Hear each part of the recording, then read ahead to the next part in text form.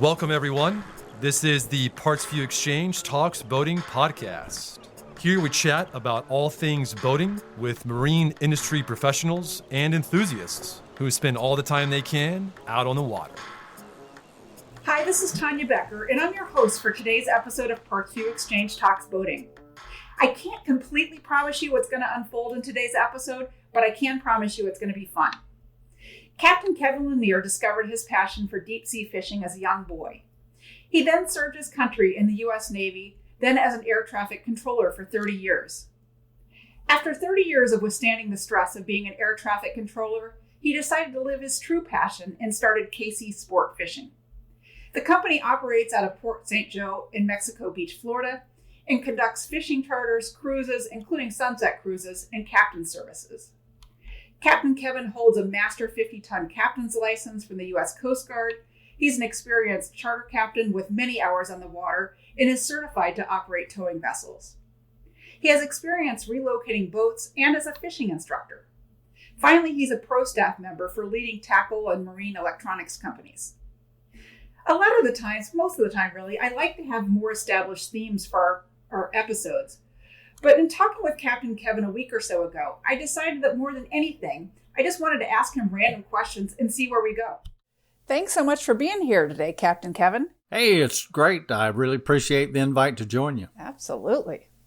So from what I understand, you fell in love with fishing at an early age, and it feels like your life journey has been making your way back to doing what you love to do for a living and finally launching KC Sport Fishing. How did you decide to go this route, become a professional captain and launch your company? Well, for 30 years, I was an air traffic controller, and my way to relax was to saltwater fish. And I spent most of my career in close proximity to the saltwater. And on my days off, I would go out and fish. And it expanded from there. It actually started as a Facebook page. 11 years ago, we started KC Sport Fishing's Facebook page so I could share our adventures with our friends. And I lived in the Pacific Northwest at the time, and my family and a lot of my friends lived back on the East Coast. So it was a way of sharing what was going on in our lives at the time. You know, our listeners obviously love boats and like to hear about stats about your boats and engines and that kind of thing. Just out of curiosity, what boats and engines does KC Sport Fishing run? Well, right now we have two boats. We have a 2020 32-foot Whirlcat built in Tarboro, North Carolina.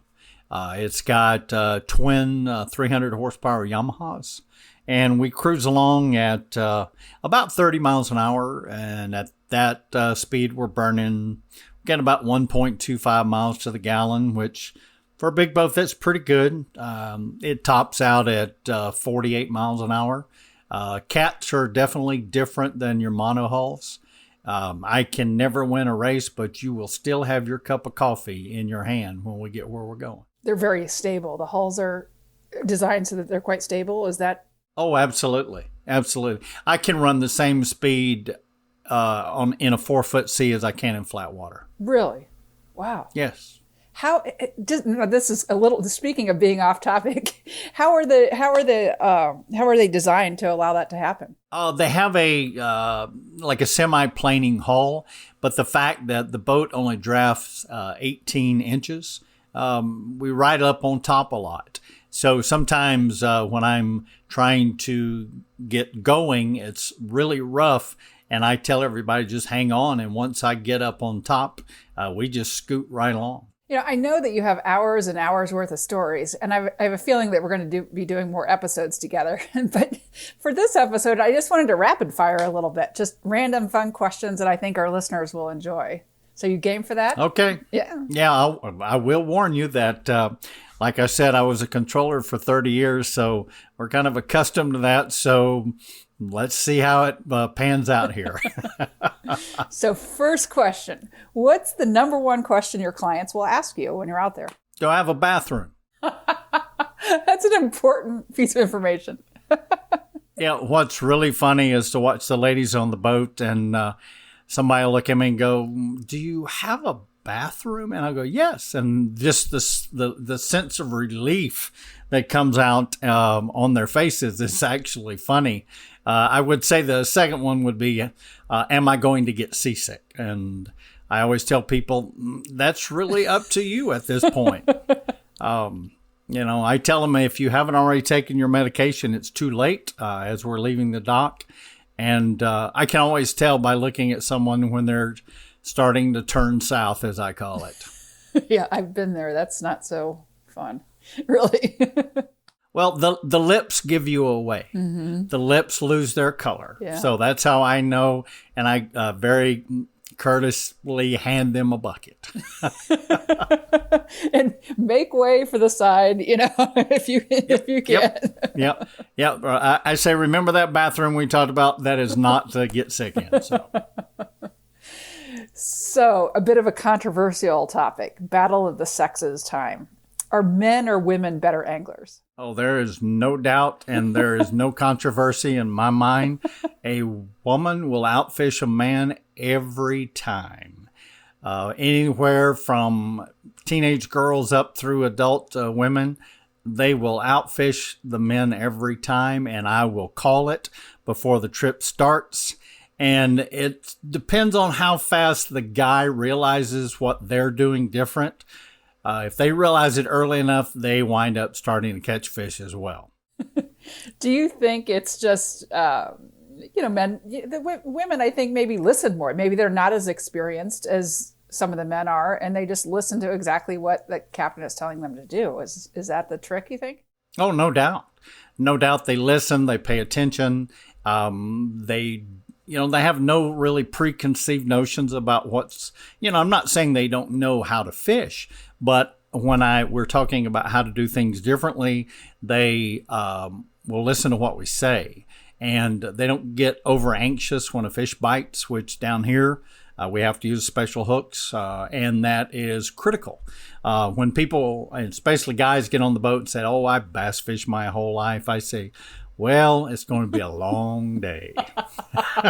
And you're probably not going to catch much, pal, unless... Well, I did have a gentleman one time that he kept missing fish, and I just walked up, put my hand on his shoulder, and leaned over and whispered in his ear. I said, if you set the hook one more time, I'm going to throw you out of the boat. He said, I got you, Captain, and he caught fish the rest of the day.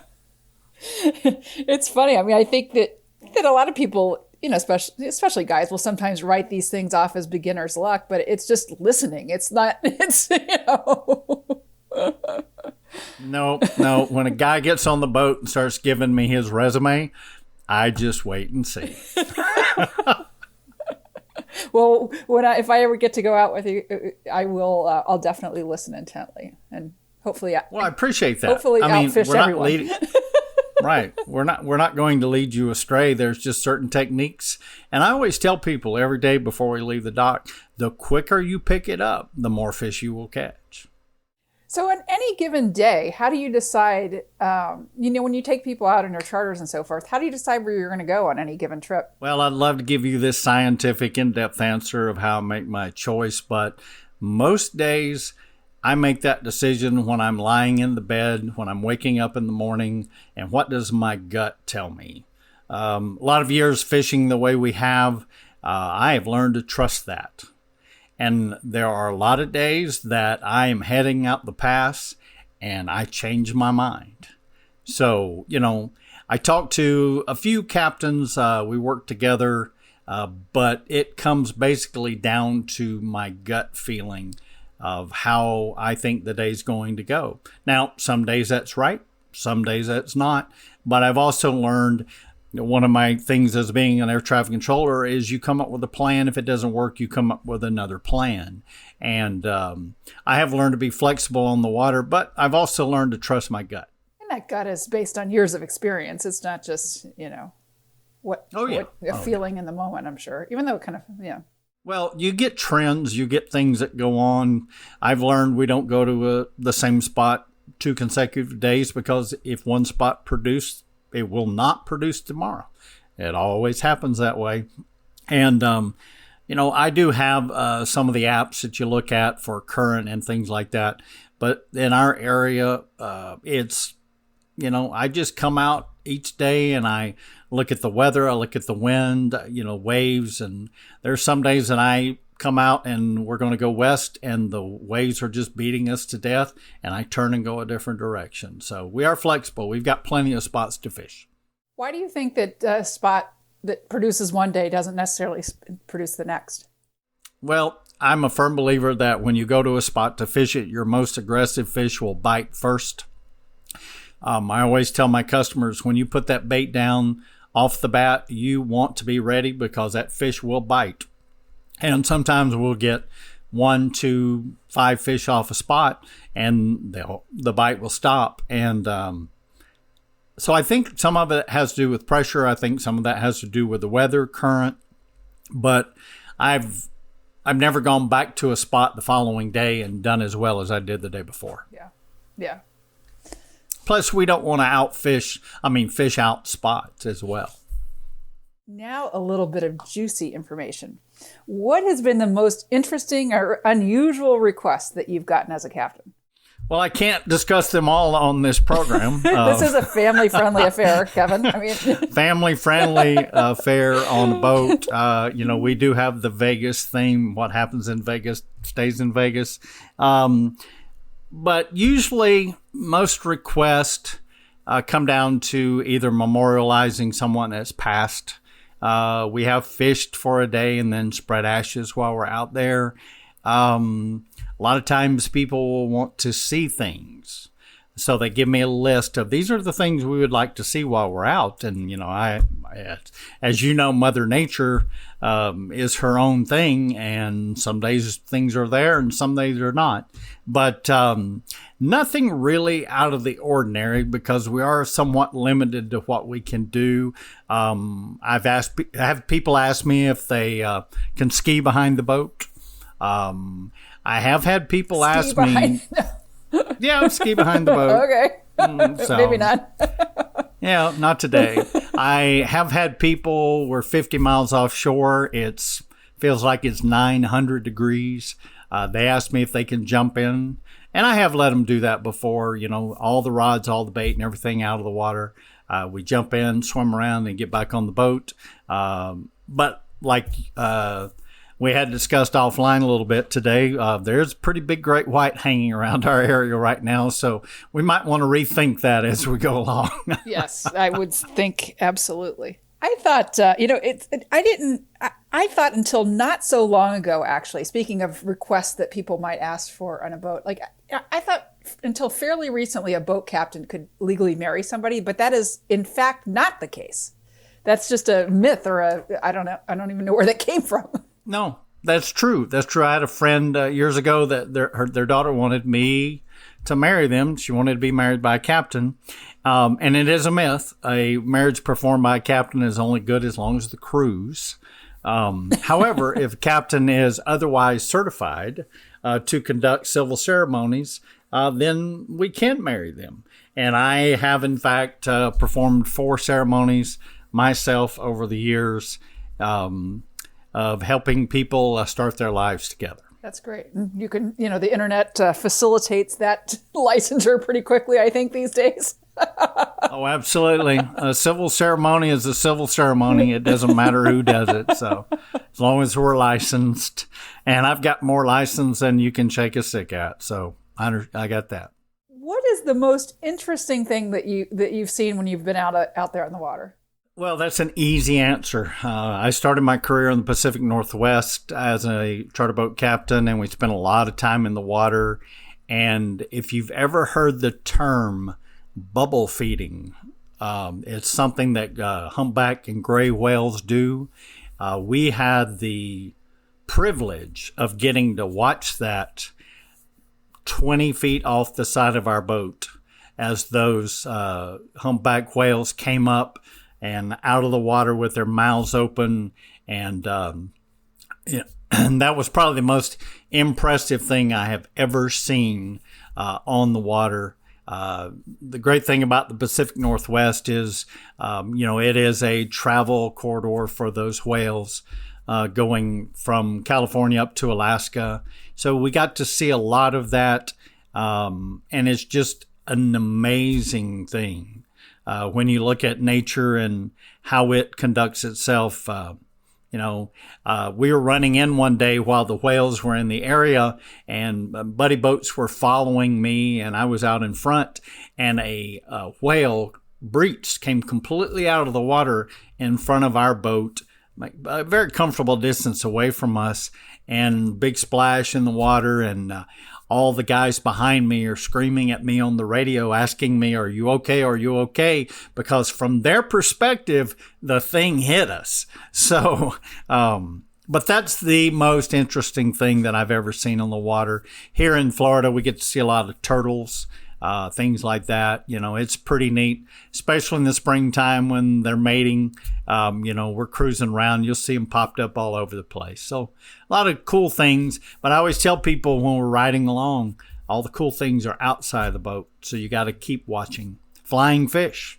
I mean, how many people, they look and say, wow, I thought they were a myth. But flying fish all the time. And I know it's going to be a good day when we see flying fish. I've seen those. I've seen flying fish out there. It's very cool. Explain bubble feeding for folks that may not know what that is. Well, the wonderful thing about National Geographic, you can go on there, you can Google it on YouTube. But what happens is the whales swim in a circle and they let air out and they make a circle of bubbles. It's like a column. And the bait fish are frightened and they gather together in a ball. And these whales come up through that column with their mouths open and just eat tons of anchovies and herring. They're again smart. They've learned this from their parents, and so Google it. I mean, YouTube it. It's really cool to watch. Oh, I'm definitely going to do that. That's and I was heartened to hear recently the humpback whale population has rebounded. So, they were nearly extinct, in the 70s, 80s. So that's awesome. Well, go out, and if you ever travel to Washington or Oregon and go out in the springtime, you can actually see them migrating from the beach, especially with a good pair of binoculars. So another kind of just a question that we're turning a little bit, what should people know about the etiquette of chartering? Well, when you go on a charter, the best thing to do is ask questions ahead of time. I always tell people, read reviews, word of mouth of where you're going. I see a lot of times people ask on Facebook, hey, I'm coming to the area. Who should I go with? Well, you'll get 50 recommendations and you'll be able to see everybody's recommending their buddies. It's not necessarily the best person to go with, but go with my buddy. So my recommendation is, do your research. I actually, on my podcast, I did a whole episode on how to choose a charter, pick the right one. So, but etiquette-wise, read what they send you about what to bring, what not to bring. No glass on a boat. I have people wear shoes. I've seen fins through feet. I've seen hooks in feet.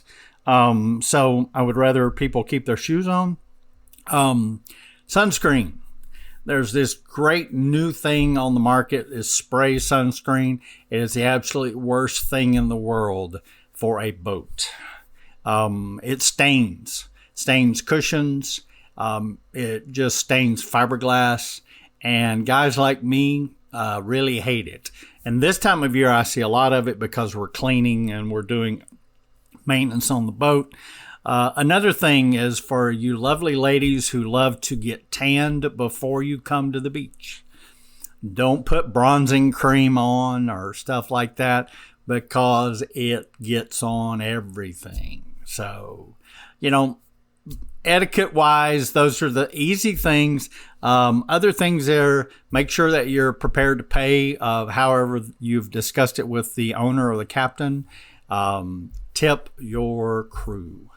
The number one way to never get allowed back on my boat is to not tip my deckhands because they work their tails off for you every trip from the minute we leave the dock till hours after we get back. So those kind of things are imperative as far as being remembered as a good customer. Don't complain. I mean, fishing is fishing. I had somebody ask me one time, well, how can I fill up my cooler? I said, go to the fish shop and buy them. Because I told him, I said, I don't care how good of a fishing trip we have. If we don't fulfill what you want, you won't be happy. So fish markets are fantastic. I had a fellow captain tell me one time that his boss years ago said, we as charter captains equate a successful trip with a full box of fish, when in reality it's the smiles and the laughs of the people that are getting off the boat. So those are things to remember. And one other thing, I don't want to forget this, medical information. If you get on the boat and you have a medical issue, tell the captain. And we've experienced them all. And a couple of times, if I would have known about the medical issue ahead of time, it would have made things a lot easier on all of us. And we wouldn't have gotten, it wouldn't have gotten stressful at the time. That's a very good point. Excellent point. Now, those are all really good tips. And the spray suntan sunscreen tip, I think, I've gotten that on my car, stepping outside of my car in spraying before you go to walk off, whatever. It does not easily come off. I can tell you that. No, and just imagine if you're doing it having it done on your boat every day. So I always invite people to step off the boat if they're going to put on spray sunscreen. So yeah, that's a very good idea. So I'd like to close with, what's the craziest boating or fishing superstition you've ever heard? It's the banana story. What's that? I mean, it's, everybody hears when you go fishing or on a boat, do not take bananas. The best way to describe why the banana thing is a folk legend among mariners is many years ago, decades ago, they used to transport bananas by wooden boat. And the bananas over time would rot in the hull of the boat.